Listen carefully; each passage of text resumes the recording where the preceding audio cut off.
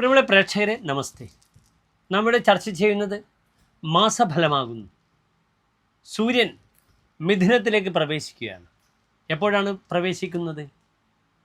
1200 മിഥുനമാസം 1-ാം തീയതി ഞായറാഴ്ച, അതായത് 2025 ജൂൺ 15-ാം തീയതി രവിവാരം ഞായറാഴ്ച കാലത്ത് 6:45 സൂര്യൻ മിഥുനമാസത്തിലേക്ക് പ്രവേശിക്കുന്നത്. ആ പ്രവേശിക്കുന്ന ദിനം കറുത്തപക്ഷത്തിലെ ചതുർത്ഥി തിഥിയാകുന്നു. തിരുവോണം നക്ഷത്രമാകുന്നു. സൂര്യൻ ഒരു മാസക്കാലമാണ് ഒരു രാശിയിൽ നിൽക്കുക. 32 ദിവസം വരെ നിൽക്കും. മിഥുനം, കർക്കിടകം മാസങ്ങളൊക്കെ പ്രായേണ 32 ദിവസങ്ങൾ കാണാം. മകരം, കുംഭമൊക്കെ 30, 29 ദിവസങ്ങളും കാണാം. നമ്മൾ ഇംഗ്ലീഷിലെ ഫെബ്രുവരി മാസം പോലെ തന്നെ.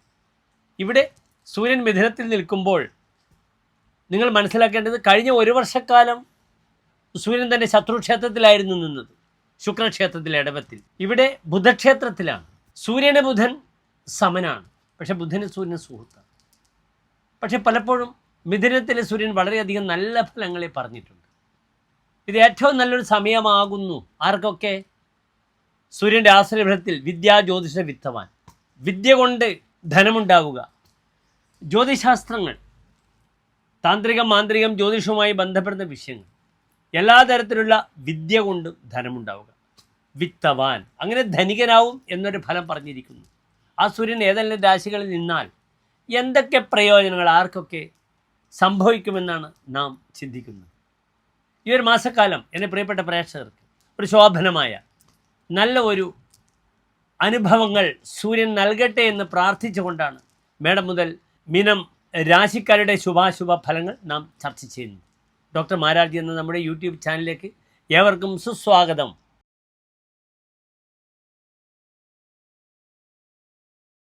മൂലം, പുരാണം, ഉത്രാടം നക്ഷത്രത്തിൻ്റെ ആദ്യത്തെ 15 നാഴിക വരുന്ന 2 നക്ഷത്ര സമൂഹമാകുന്നു ധനുരാശി.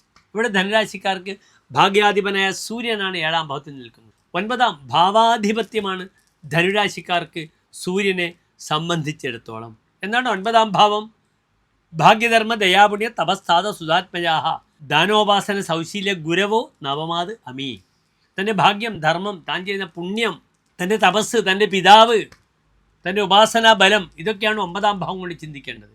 ഇവിടെ ഭാവാധിപനായ സൂര്യൻ നിൽക്കുന്നത് 7-ാം ഭാവത്തിലാണ്. യഥാർത്ഥത്തിൽ 7-ാം ഭാവം ധനുരാശിക്കാർക്ക് ഏത് ഭാവമാണ്? മിഥുനൻ രാശിയാണ്. യഥാർത്ഥത്തിൽ സൂര്യൻ 7-ാം ഭാവത്തിൽ നിൽക്കുന്നത് ധനുരാശിക്കാർക്ക് ശുഭമാണോ? ശുഭമല്ല. കാരണം സൂര്യൻ ആരാണ്? ഒരു പാപഗ്രഹമാണ്. ഒരു പാപഗ്രഹമായ സൂര്യൻ 7-ാം ഭാവത്തിൽ നിൽക്കുന്നത് അത്ര ഗുണമാണോ? അല്ല തന്നെ. പാവേ സപ്തമകേ കളത്രമരണം രോഗോ വിയോഗോസ്യവ.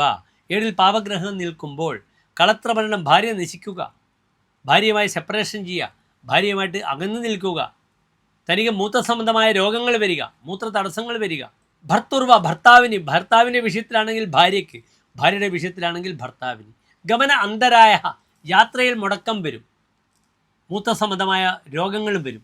അതിനാൽ ഈ ഒരു മാസക്കാലം വളരെയധികം ശ്രദ്ധിക്കണം. ഈ സൂര്യൻ ബുദ്ധിമുട്ടുകൾ ഉണ്ടാക്കാൻ ന്യായം കൂടുതലാണ്. ദാമ്പത്യത്തിൽ വളരെയധികം ശ്രദ്ധിക്കുക. 7-ാം ഭാവത്തിൽ പാപഗ്രഹങ്ങൾ വരുമ്പോൾ മതിനെ പാപസമയത്തേക്ക് ദാഹാധികമായി ഗൃഹസ്യ ഭാര്യായ, ഭാര്യയുടെ വീട്ടിൽ തീ കൊണ്ട് ബുദ്ധിമുട്ട് വരുമെന്നൊരു ഫലം പറഞ്ഞിരിക്കുന്നു. അതിനാൽ ശാരീരികമായി വളരെയധികം ശ്രദ്ധിക്കണം ധനുരാശിക്കാർ. വരാഹമിഹിരാജൻ പറഞ്ഞ ഒറ്റ ഫലം മാത്രമേ ഉള്ളൂ. സ്ത്രീവർഗത പരിഭവം അതകേ പതങ്കെ. 7-ൽ സൂര്യൻ വരുമ്പോൾ സ്ത്രീകൾ തന്നോട് പരിഭവിക്കുമെന്നാണ് പറഞ്ഞിരിക്കുന്നത്. ചമത്കാര ചിന്താമണിയിലാണെങ്കിൽ പറഞ്ഞിരിക്കുന്ന ഫലം ഇപ്രകാരമാണ്: ദ്യുനാഥോ യഥാ ദ്യൂന യാദോ നരസ്യ പ്രിയാതാവനം പിണ്ടപീഡാച ചിന്ത. 7-ൽ സൂര്യൻ നിൽക്കുമ്പോൾ തൻ്റെ പ്രിയക്ക് വളരെയധികം ക്ലേശങ്ങൾ ഉണ്ടാകാം. പിണ്ടപീഡാച ചിന്ത, പിതൃക്കളിലെ പിണ്ടാദി കർമ്മങ്ങൾക്കുള്ള ചിന്ത വരും. ഇവിടെ സൂര്യൻ പിതൃകാരകനാണ്, ഭാഗ്യാധിപനാണ് 7-ാം ഭാവത്തിൽ നിൽക്കുന്നത്. അച്ഛൻ്റെ ആരോഗ്യവിഷയം വളരെയധികം ശ്രദ്ധിക്കണം. നിർബന്ധമായും പിതാവിൻ്റെ പേരിൽ മൃത്യുഞ്ജയ ഹോമമോ മൃത്യുഞ്ജയ പുഷ്പാഞ്ജലി വഴിപാട് ചെയ്യാവുന്നതാണ്. ഭവേ തുച്ഛലബ്ധിർ ക്രയ വിക്രയബി. തനിക്ക് വ്യാപാരത്തിൽ വളരെ തുച്ഛമായ വരവേ ഉണ്ടാവുകയുള്ളൂ എന്ന് അർത്ഥം.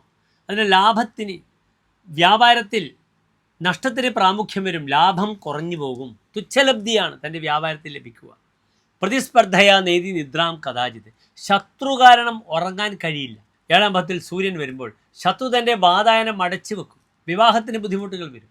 സാധാരണ ഭാഗ്യാധിപനായ ഗ്രഹം 7-ാം ഭാവത്തിൽ വന്നാൽ വിവാഹ തീരുമാനങ്ങൾ ഉണ്ടാകാം. ഇവിടെ നിർബന്ധമായും ശത്രുസംബന്ധമായ ബുദ്ധിമുട്ട് മാറാൻ ശത്രുക്ഷേത്രത്തിൽ മൃത്യുഞ്ജയ ഹോമമോ മൃത്യുഞ്ജയ പുഷ്പാഞ്ജലിയോ വഴിപാടായി ചെയ്യാം. മൃത്യുഞ്ജയ മന്ത്രം ജപിക്കാം. ഓം ത്രയംബകം മെജാമഹേ സുഗന്ധിം പുഷ്ടിവർദ്ധനം ഊർവാരകമവ ബന്ധനാത് മൃത്യോർ ഉക്ഷിയമാമൃതാത്. ഇതാകുന്ന അതിശക്തമായ മൃത്യുഞ്ജയ മന്ത്രം. നല്ലൊരു തിരുമേനിയെ കൊണ്ട് ഒരു മൃത്യുഞ്ജയ ഹോമമൊക്കെ ചെയ്യിപ്പിക്കുന്നത് വളരെ ഗുണകരമാണ്. പിതാവിൻ്റെ പേരിൽ തനിക്ക് അങ്ങേയറ്റം ആക്റ്റീവായി ജോലി ചെയ്യേണ്ട യോഗമാകുന്നു 7-ാം ഭാവത്തിൽ സൂര്യൻ വരുമ്പോൾ. പക്ഷെ അവിടെയും തടസ്സങ്ങൾ ധാരാളം ഉണ്ടാകാം. മൂത്രാശയ സംബന്ധമായ രോഗങ്ങളെയും നാം വളരെയധികം ശ്രദ്ധിക്കണം. ഉദയാസുൽ മൂത്രഗച്ഛാദേഹ എന്നൊരു ഫലം പറഞ്ഞിരിക്കുന്നു. അതിനാൽ സ്ത്രീകളാണെങ്കിൽ യൂറിനറി ഇൻഫെക്ഷൻ വരാതെ നോക്കണം. പുരുഷന്മാർക്ക് മൂത്രസംബന്ധമായ രോഗങ്ങൾ വന്ന് അപ്പുറത്ത് പോയി ഒരു സർജറിക്കുള്ള സ്കോപ്പൊക്കെ ഉണ്ടാകുന്ന സമയമാണ്, ശ്രദ്ധിക്കണം. ചില പ്രിയപ്പെട്ട ധനുരാശിക്കാർക്കും ശോഭനമായ നല്ലൊരു മാസക്കാലത്തെ പ്രാർത്ഥിക്കുന്നു. നന്ദി, നമസ്കാരം.